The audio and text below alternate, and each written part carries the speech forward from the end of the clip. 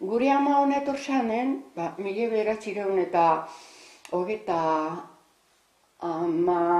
edo eskondu ziren, 27 edo etor zan ama sopelara. Ama etorri izan sopelara eta triste beraz, elantxo hemen San Pedro da jaiba.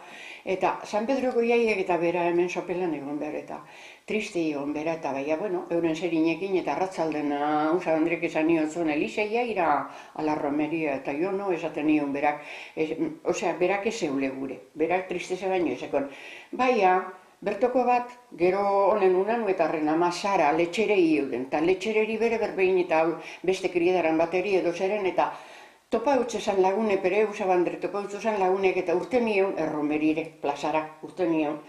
Eta neska kuadrilatxu eta mutil kuadrile herri maiaken.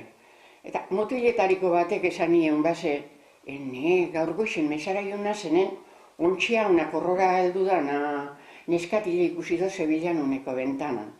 Eta bihotza bero, mesara noa da, eta bihotza bero belte mondeuz, zela neskatile. Honexia edo perenaz eskonduko, esan nion alana laguneri esan niotzen.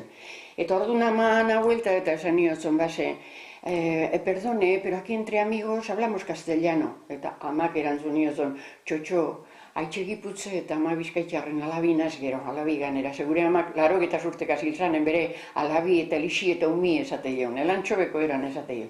Eta olantxe, eta berak esekin esan erdera, esateion, si eta no esaten banekin, baina no esan berdo danez, orduan euskaldun utzai gure ama.